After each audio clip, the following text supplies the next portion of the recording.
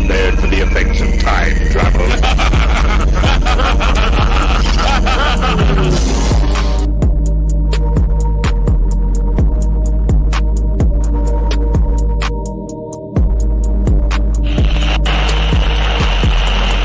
There seems to be no sign of intelligent life anywhere.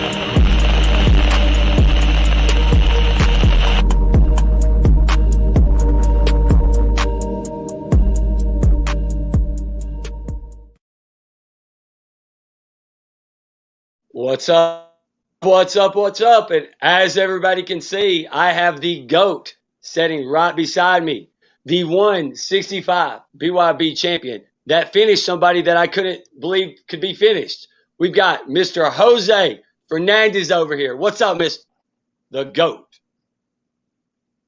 What's up? Oh, I think we got a connection. Can you hear me? I'm losing you. I'm not hearing anything. We might be having a disconnection. Hey, Chachi, you're watching. Can you hear me good, Chachi? Because we're having a disconnection. I think Jose's having a disconnection, or somehow I'm having a malfunction. I do not know. Hold on a second. Let me do my my super tech work right here and look down and see if it's me.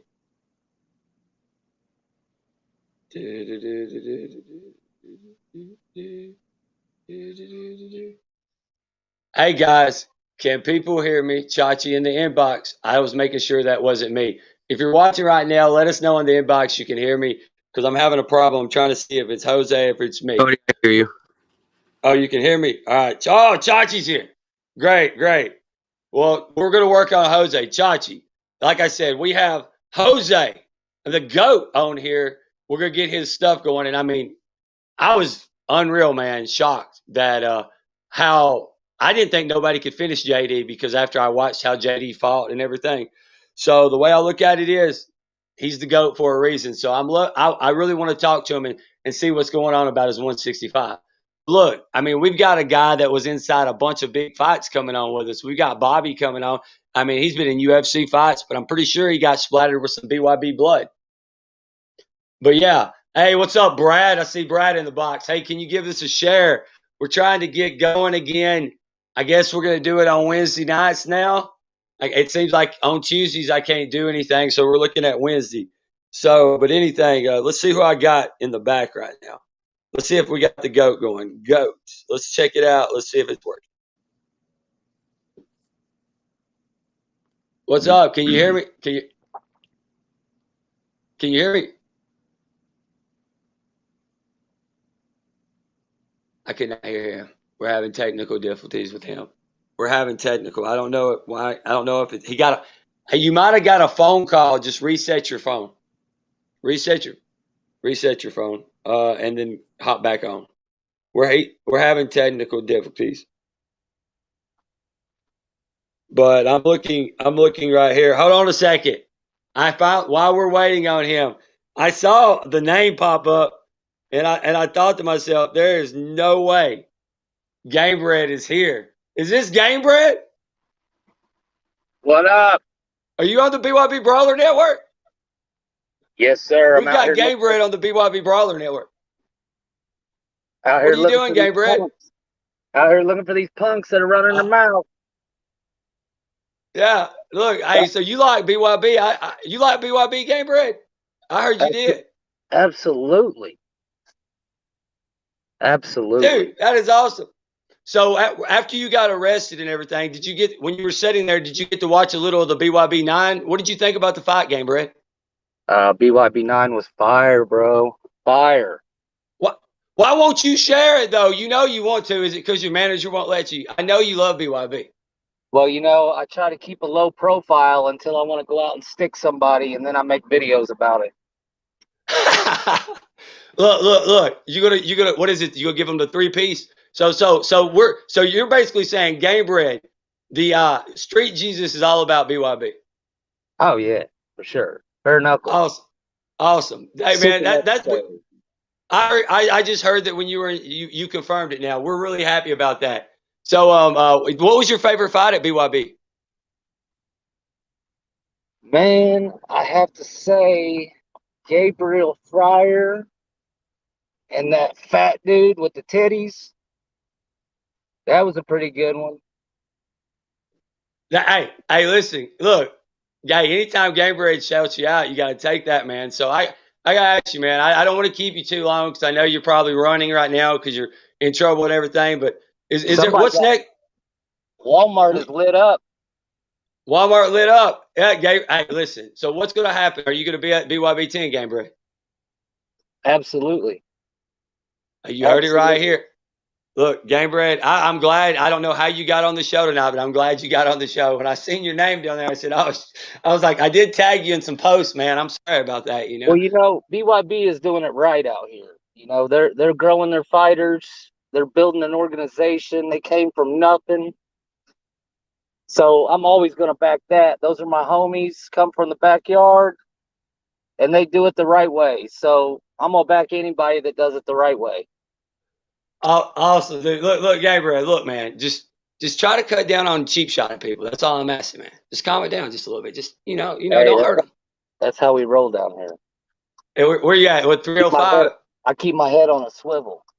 Actually, I'm out here in Atlantic City. I thought you was fighting, bro. I was coming to see you fight. No, man. They took it off the card. They took it, man. I can't talk about it, but you know what I'm saying. So Game Bread's in Atlantic City. Well, you know what you need to do then, man. We need to link up afterwards, and I'll tell you what you need to do then, since you're already in that. People out here with Cody 420 Travis signs. Hey, I did have people sell a bunch of tickets down there. We did sell some, so they are down there. That is cool. But hey, everybody. But Game Bread, I want to thank you tonight for popping on the show tonight. That just makes me really happy. Yeah, super necessary. So can Game Bread shout out the BYB Brawler Network? Can he get a 420 Cody 420 shout out? Can we get that from Game Bread? Yeah, he's even in his mask. BYB Brawler Network. That's where it's at. Bare knuckle the right way. I got the MMA bare knuckle, but the real bare knuckle is in BYB. The mighty Trigon never disappoints. Dude, I'm gonna tell you what. My boy Dada over there. I love it, man. This is great. Thanks for popping on tonight, Game Bread. I'm gonna see if the GOAT can come on. Check him out too. Yeah, Jose's my boy. All right, awesome, man. Thank you. Awesome, guys. We had. Let's see. I think I got Game Bread popping. Hold on a second. Let's see. I think I got the GOAT now. Let's see if I. Oh no, I lost him. Where did he go? I guess I lost him, but I think I got Bobby. So I'm having to produce tonight. We had Chachi had to take his kid to the doctor at last minute, but I've got here we go. I got Mr. Bobby on. Let's see if I can figure this out. What's up? How's it going, man? Did you see her? We had I guess Game Bread popped on the show tonight with his mask on and his hoodie talking BYB. I was all excited.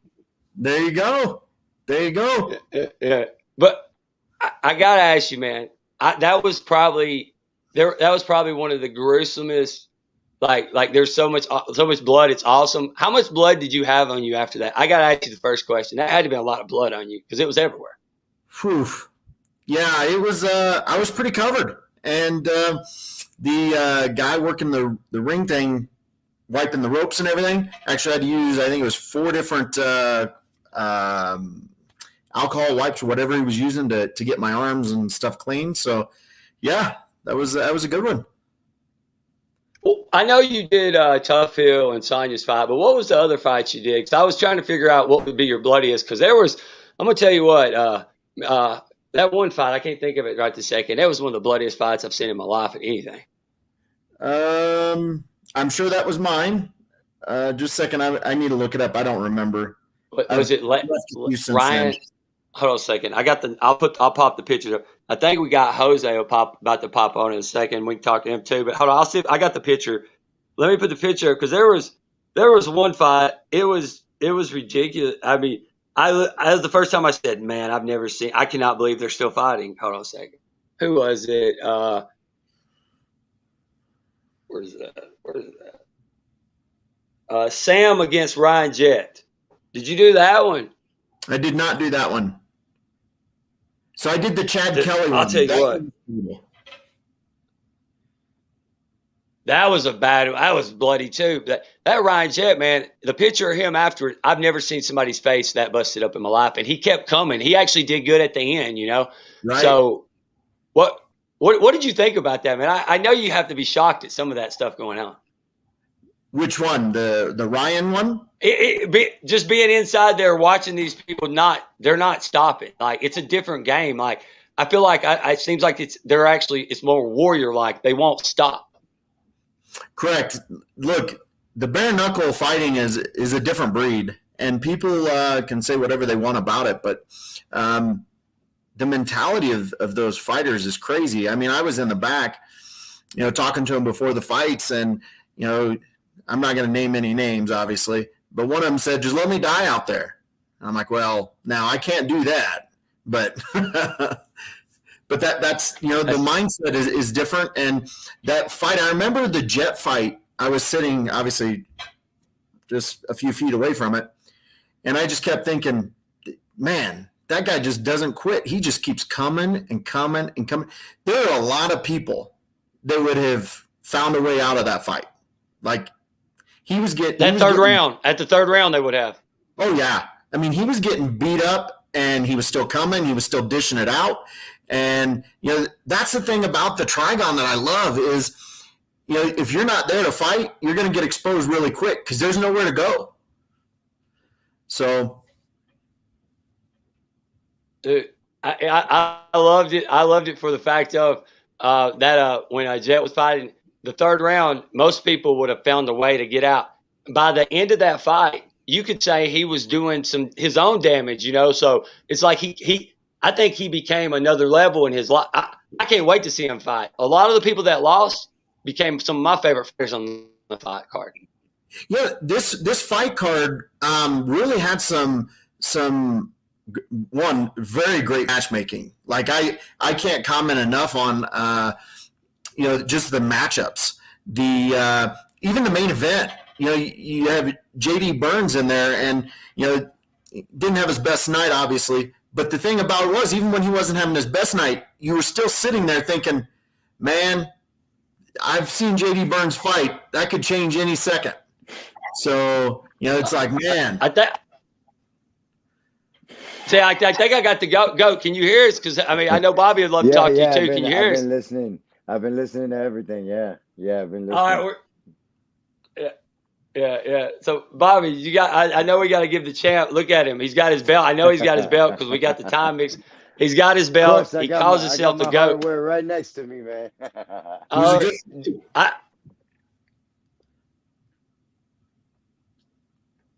I was shocked. A lot of people didn't ever think JD could get stopped, and when you stopped him, you shocked the world, man. It was kind of like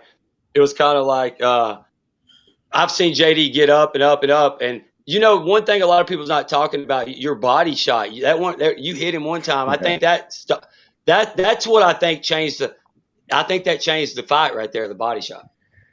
Absolutely, man. I stuck to my game plan. I had a game plan of just wearing him down and breaking him down, trying to use his energy coming forward against him.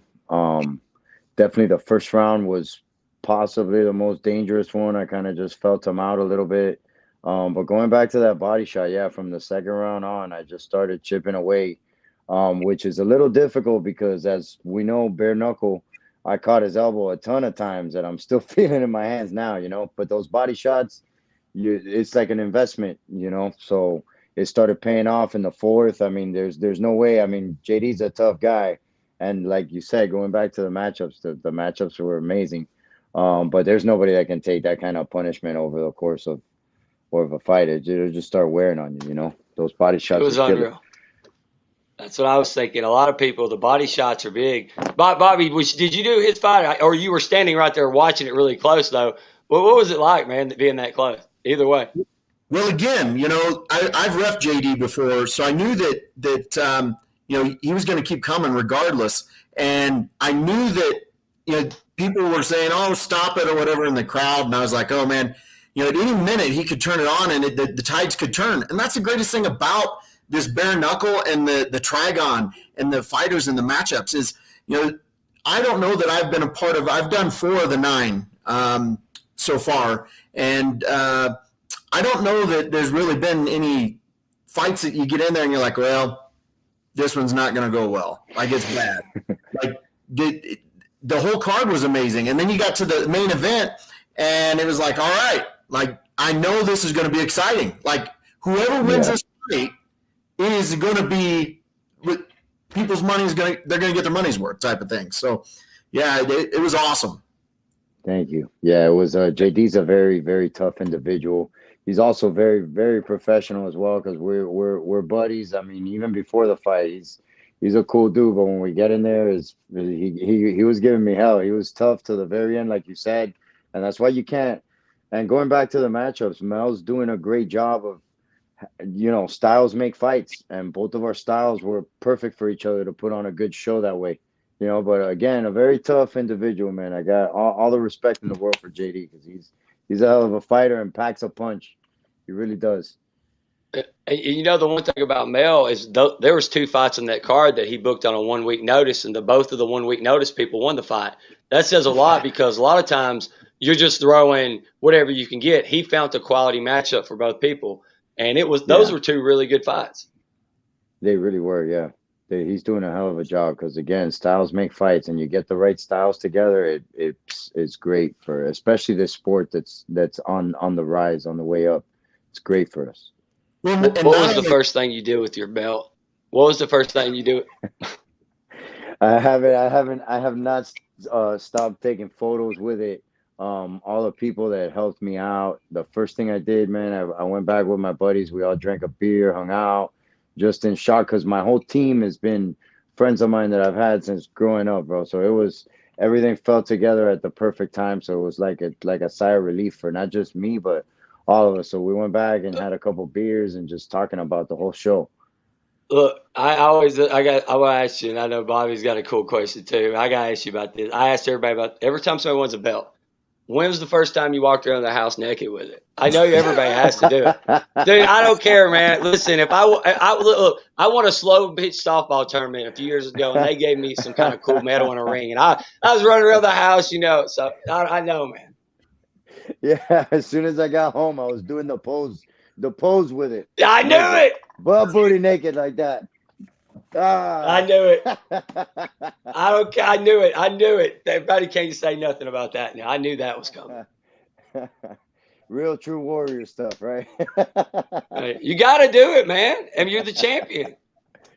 Yeah, that's one hell of a feeling, man. I mean, I was at my barbershop. Somebody turned around, didn't even cut their hair, when my barber was like, yo, keep doing a hell of a job. And he did the pose and stuff. Is like still kind of taking all that stuff in. That comes with this right here, it's been incredible. It's a great feeling.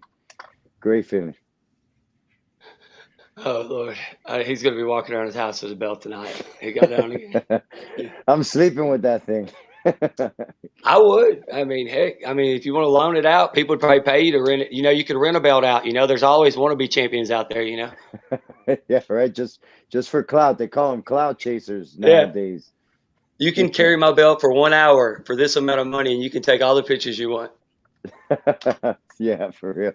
I'll probably make some good money doing that. So, Bobby, did you get any of Jose's blood on you, being close to the Trigon, being up there with all the commission stuff? Did you feel like you were part of his blood brother now, or there was so much blood in that Trigon? No, I didn't get any of their blood on me. Thank heavens. I was dodging that, but I'm sure it'll come.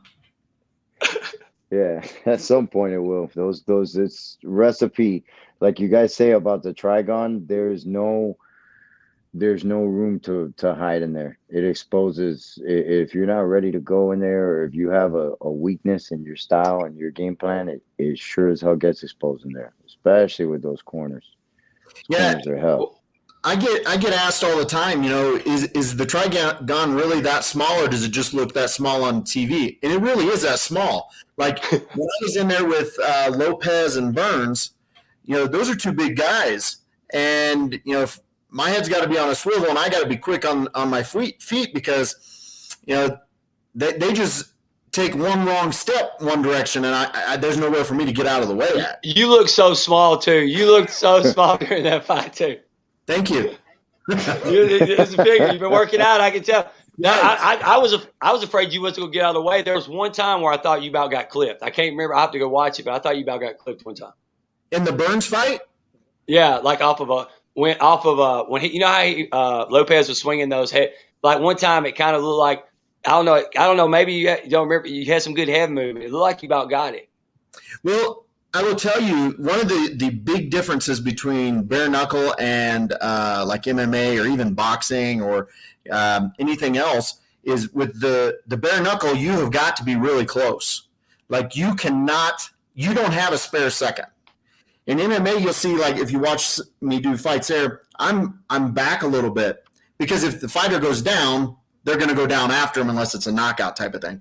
But in bare knuckle, if you're in the wrong spot and you're just 1 second off, that could be bad. And in the Trigon, it's worse because you've got to be on it. So there are times, and in the very first fight, I forget Nathan and Gabriel. Nathan and Gabriel.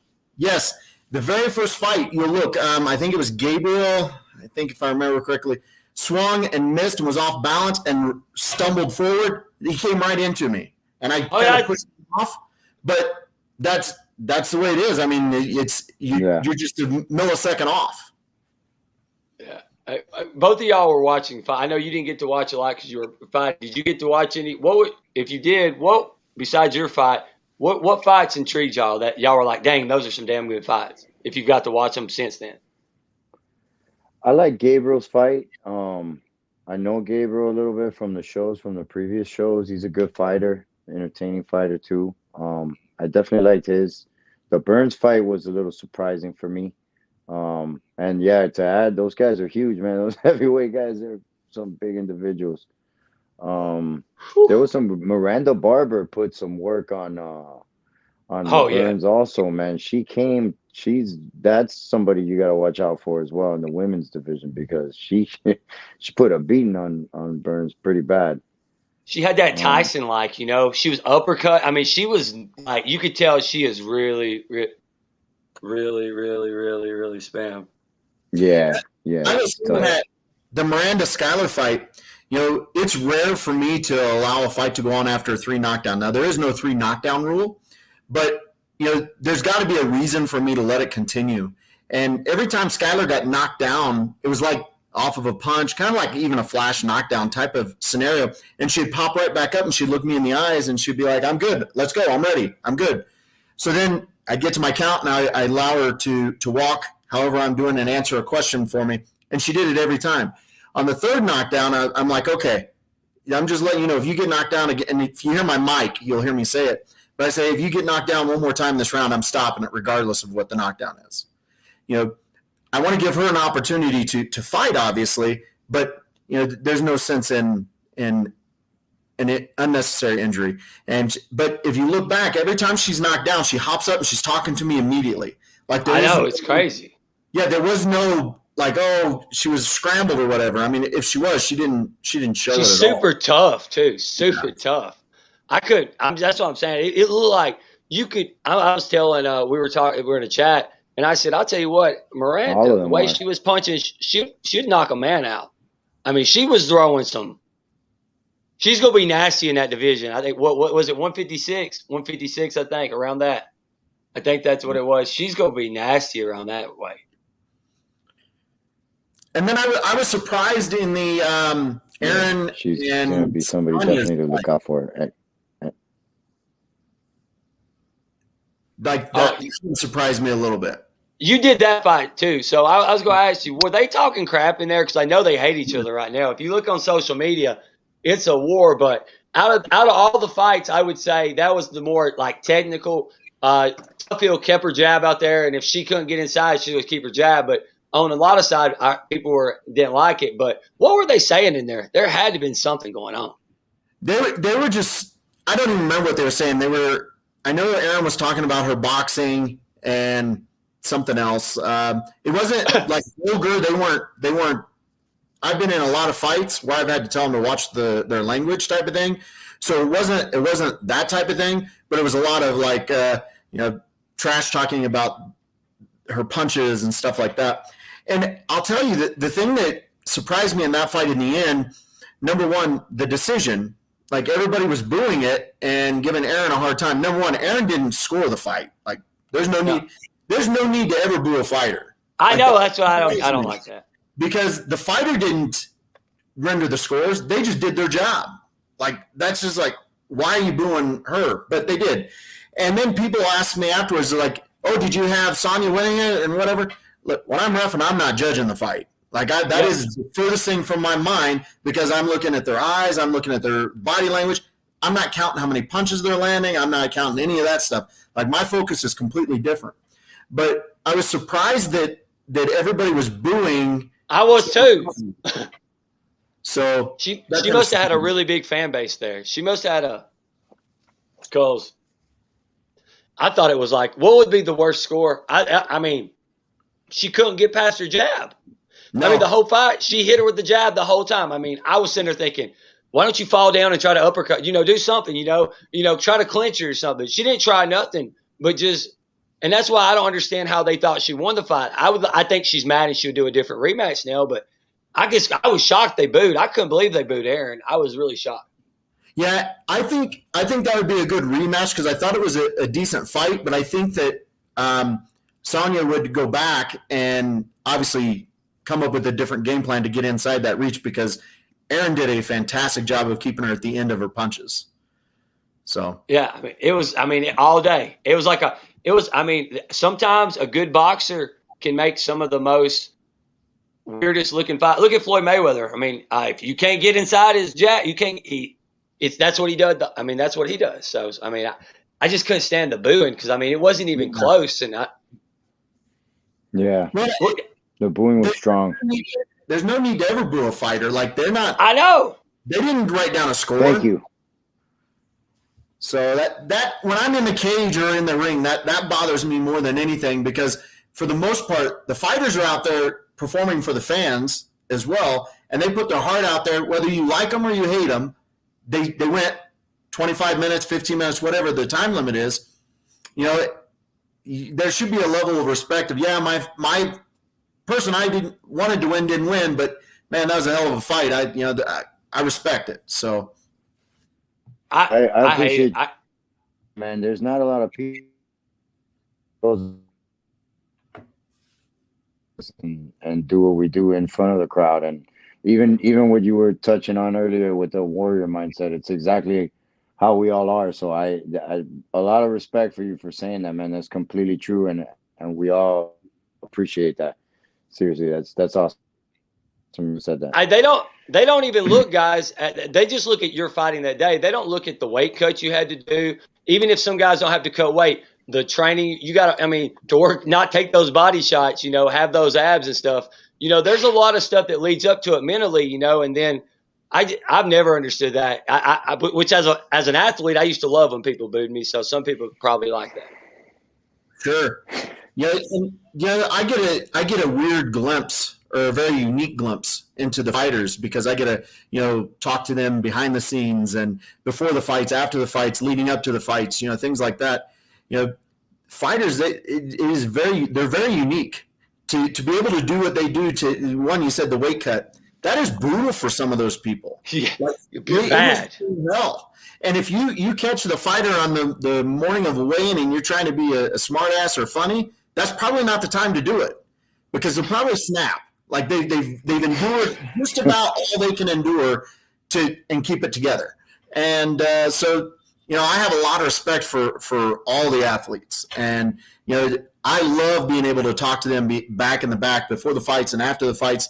It's just a huge honor for me to have that relationship. And the greatest thing is whenever I get to any fight and the fighter says, "Oh, you got my fight tonight, great," because that tells me I'm doing my job. Because if fighter says, "Oh shit, you got me tonight," maybe not. I love it, and when you do you have to take a bad weight cut or do you cut? How much do you have to do?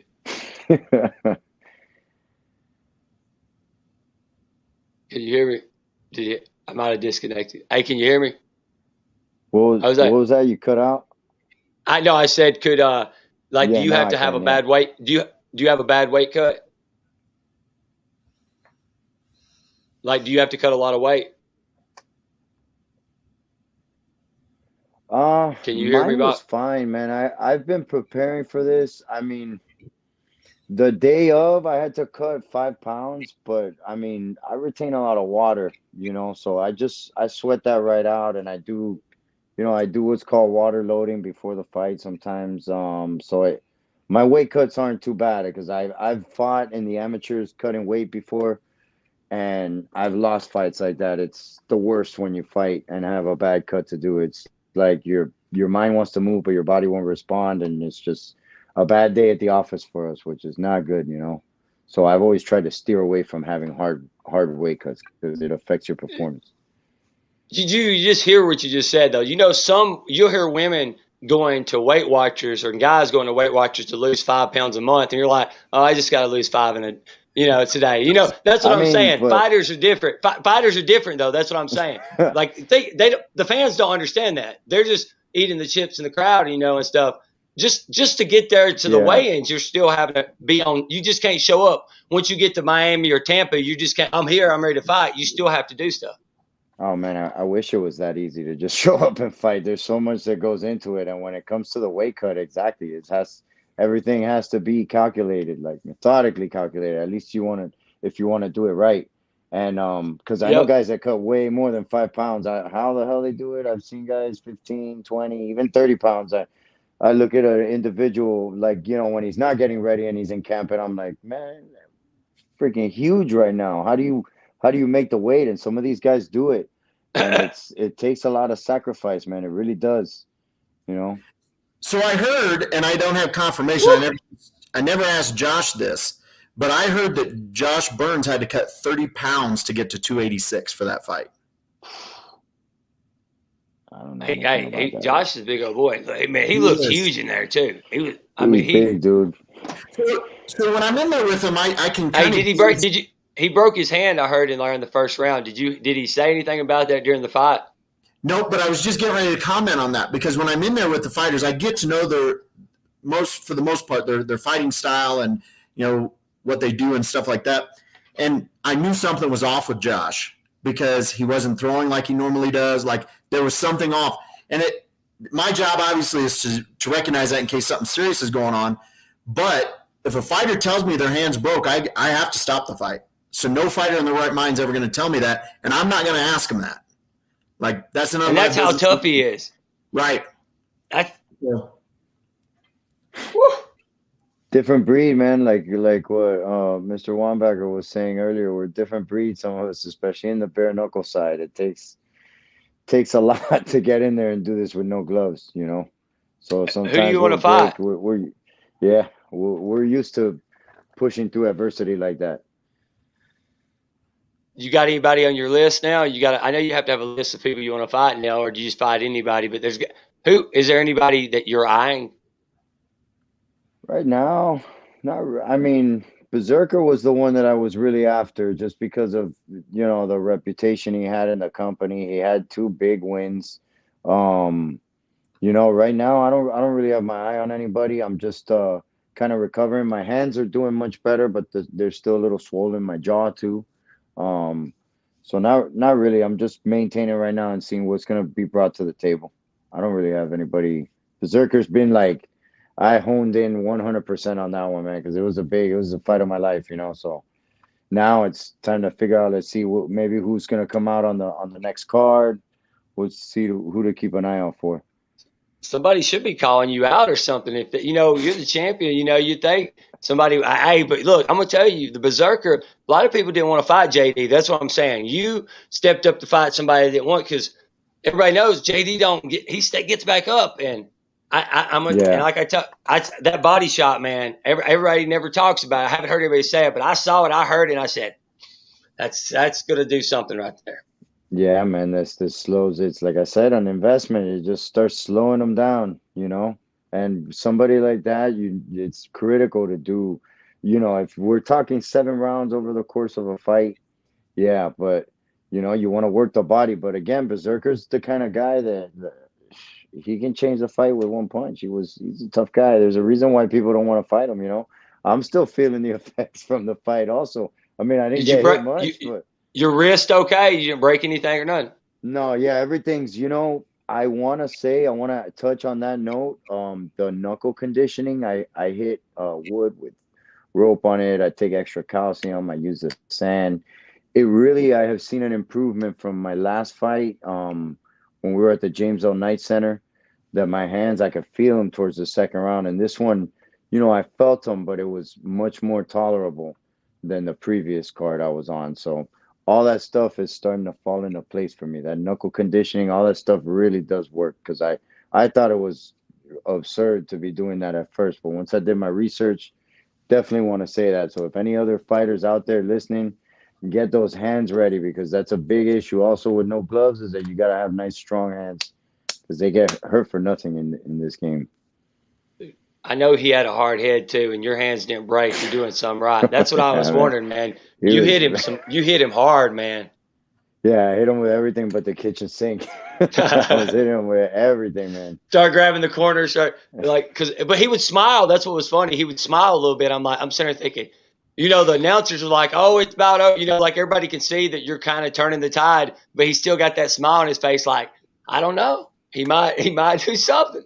It was unreal. That was a great fight. It was a great main event. Great main event. Yeah, it really was, and he had a smile to the very end. He's a tough guy. Even after everything, he was always had a smile on his face. He's ready to go to the very end.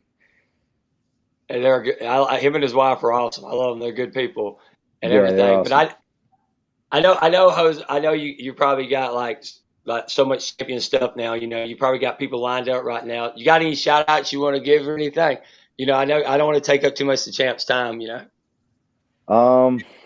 Definitely my team, my best friend, my manager, Ricky from First Round Management, Homestead Physical Therapy, that keeps me tuned up right and keeps me all nice and flexible and ready to fight.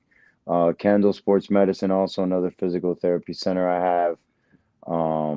Jorge Rubio, which is a Hall of Fame trainer. Tito, also my coaches, all those guys, all the guys that have been helping me since day one. I definitely want to shout everyone out there, because I couldn't do it without them. Awesome, man. But hey, man, thank you for coming on tonight, man. I wanted people to say this is, and I can't wait to see you fight again, because you're the personality. Bare Knuckle needs personality. You talk it and you back it, and you got your own logo now. You know what I'm saying? The pose, yeah.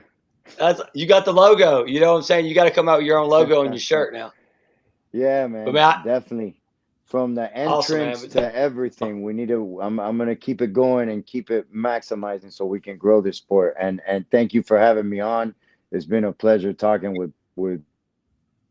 It's been awesome. Great fight.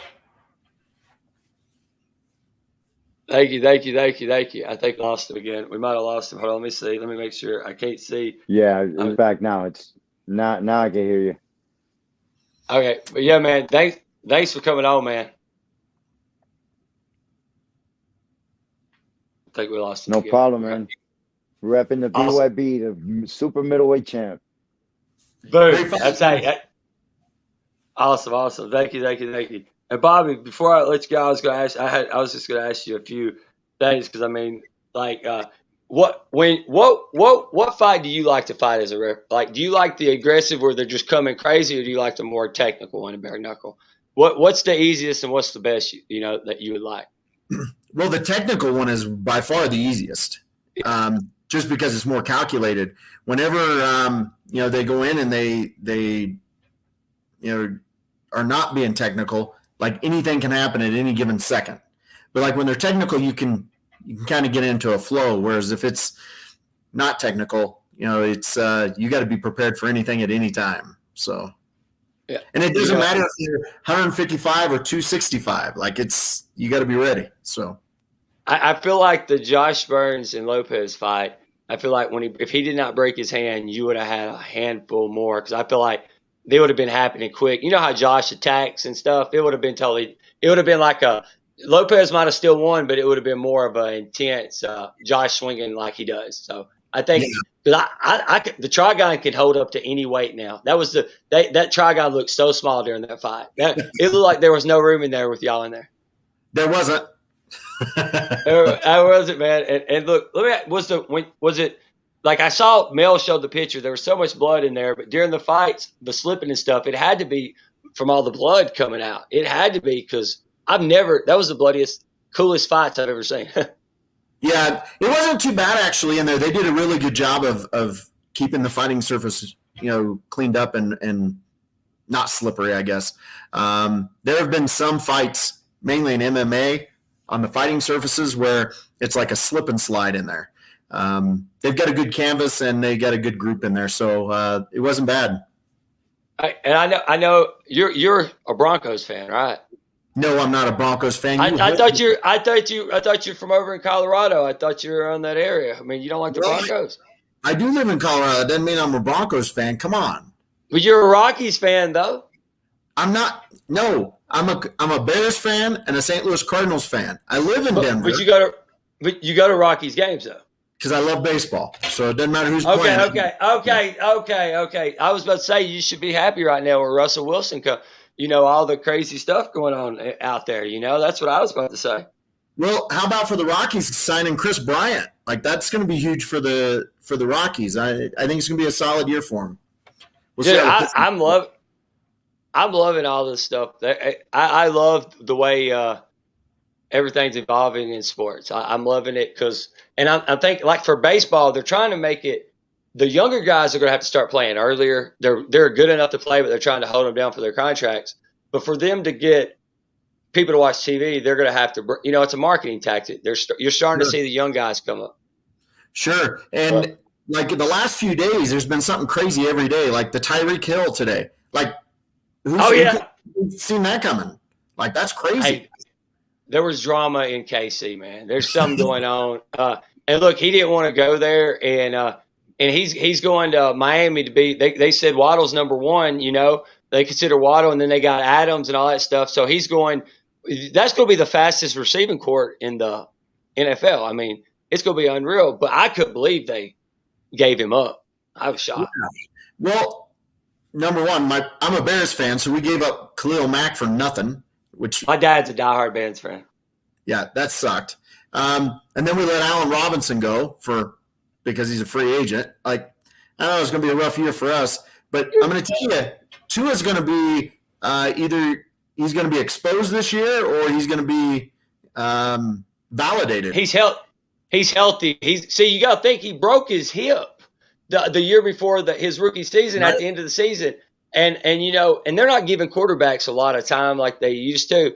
But if he's healthy, with all these little fast guys, that's what he needs. That's what he does. At Bama, and I go to Bama games, and I'm going to tell you, I've never seen anybody as accurate in college football as him. He was unreal that year.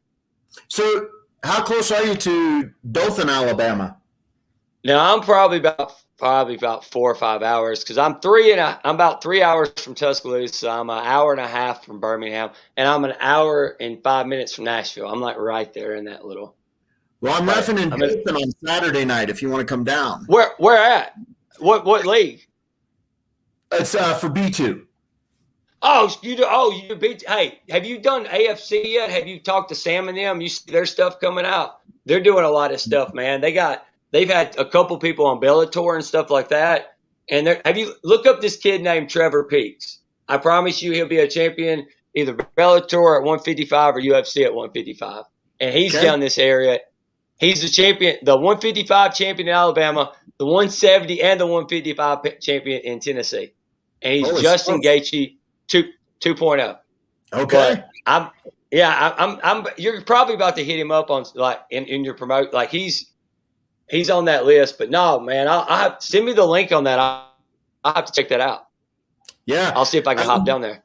And I just found out this morning, got confirmation that I'll be in Biloxi on May 28th as well. So I'm excited for that. That's supposed to be the final bare knuckle fight in Biloxi. Did you hear that?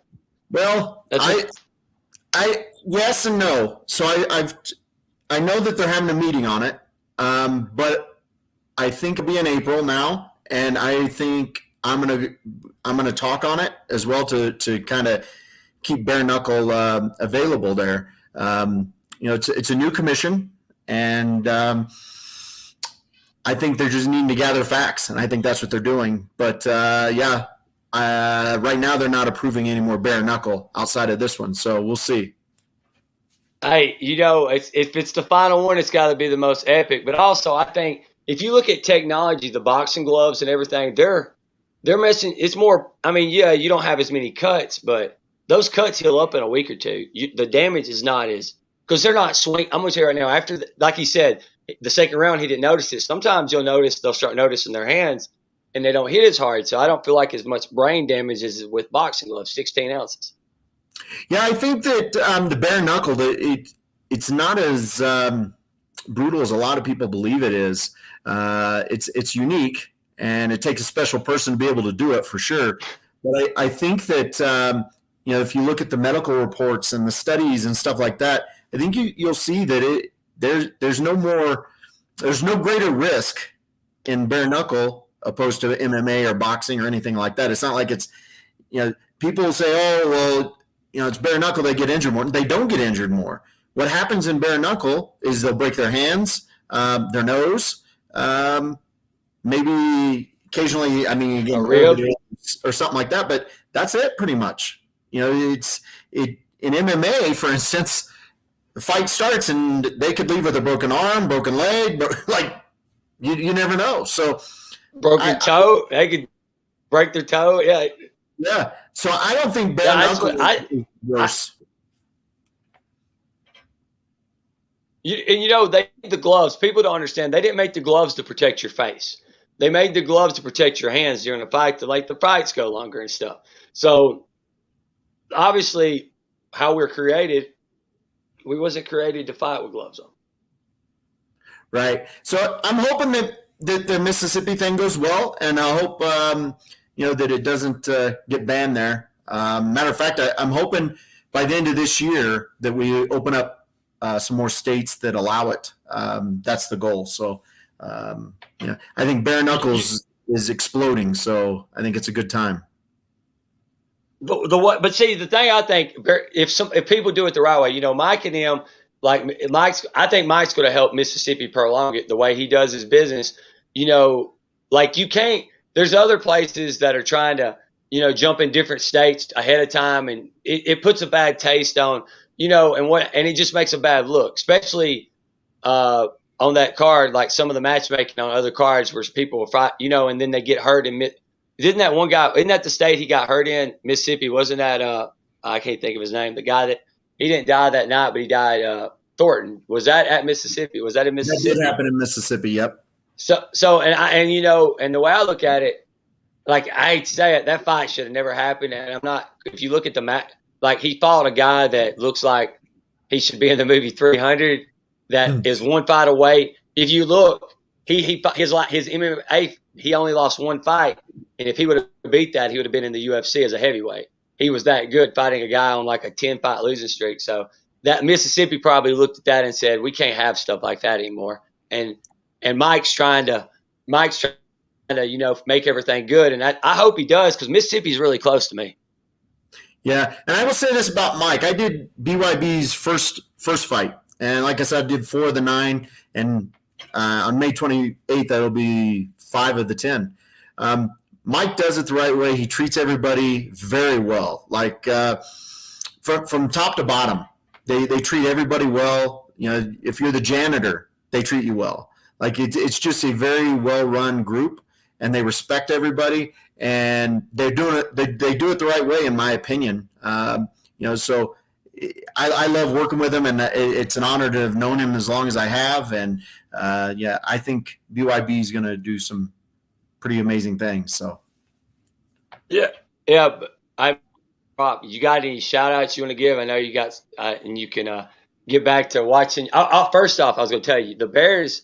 Ever since they drafted Cade McCown from UCLA, I remember that. My dad said he's the one that's going to do it, son. He's our guy. He's our guy. And ever since then, the Bears. I never forget that draft. I remember that, and then Grossman, all the way down. Yeah, we can just list them. How we haven't had a good quarterback. I mean, you go back to our '85 Super Bowl when Jim McMahon was there. He wasn't a fantastic quarterback. Like He was like your He Trent was- Dilfer, He the just had Ravens. that attitude. Right. He controlled the game. And then you got a defense that you can't lose with, and you got Walter Payton running around. Like, you don't need a great quarterback. But I'm concerned that, last year we didn't utilize Justin Fields very well, in my opinion. And this year, who's he got? Like, I'm concerned. I'm concerned it's going to be another rough year for us. And that sucks because it's only March, and I'm already dreading the year. So I know my dad said the same. My dad was talking the same thing about that. It was funny. But no, you got any shout outs? I had to hit you with the Cade. I didn't know if I heard that name in a long time. Right. Gosh. You didn't have to even bring it up now, but okay. No, I'm just follow my fan page, MMA referee Bobby Wombacher. I put where I go, where you can come, see me, see the fights. It's a great time this weekend. I'm in Colorado on Friday night reffing, and then hop on a plane, and I'll be in Dothan, Alabama on Saturday. So if you're in that area, come out, say hello, and you should come down and take the drive too. Yeah, send me the link and I'll see what I can do. But that's cool, man. You get to do one night in Colorado. That is gangster stuff. I mean, you get to watch fights. You get paid to watch fights, man. But I'm going to give you – a lot of people don't – you have to know all the moves. A lot of people don't – I remember you telling me that. You have to know every jiu-jitsu hold. Yes, you do. So, yeah. And it's crazy. And, my schedule is kind of crazy too. Like, I just kind of – looked at it today. I'll be in 8 different states reffing within the next 30 days. So there we go. At least you get to see which states are good and which states are bad. Yes, sir. At least you get to see it. But anyway, thanks for coming on. Absolutely. Thanks for having me. And yeah, we'll have to talk about your next fights. I love watching that different MMA stuff like that. We'll have to hit you up on that too. I look forward to seeing you. All right, man. I think I lost him. But anyway, that was awesome. But check this out, guys. Look at this. We got to give a shout out to the Hall of Famers. We got Mel, Dada, and Mike. Anytime you're in a Hall of Fame, you become legendary. So if I had music right now, it'd be that we are legends, So give a shout out. Like I said, we were talking about it earlier. The way Mel match makes, it's kind of like he makes it look just like, when Jordan shoots those free throws with his eyes closed, he's just throwing perfect shots. But anyway, and you got Dada and you got Mike, and they're just killing it. But give them a shout out. Like I said, we had Game Bread on earlier. He had his ski mask on talking about stuff. So check it out. Everybody get ready. We'll hit up BYB 9 about the last fights. We're going to talk about it next week. Getting ready for BYB 10 coming up in Mississippi. And everybody in the bare knuckle world, let's pray that Mike Vasquez can save Mississippi and allow BYB and bare knuckle to prolong after this event. Give a shout out to TerpHouseFarmz. These hats, look, I got these hats behind me and everything. Dude, these hats are fire. They're fitted. It's got Terp House on there if you see my videos. Shout out to MMACoin. Jay's got some cool stuff coming out with MMACoin he's talking about. We want people to check it out. It's staying good. I mean, we're still profiting like it ain't nothing. And then, like HKA gear. Everybody is talking about it. Check them out. Get some gloves from that. They're awesome. They're helping fighters. They're for fighters. They're not like the companies that are trying to make monies off the fighters. They're a company. All our sponsors, if you look at them all, they're more about giving than taking. So shout out to the sponsors. Help them out. Be looking for some crazy stuff. Hey, be looking for a video me doing some funny stuff, running in behind some crazy stuff coming out soon. And shout out to the sponsors. Shout out to BYB and the bare knuckle fans. Anybody that's watching, like and subscribe. And everybody have a good night.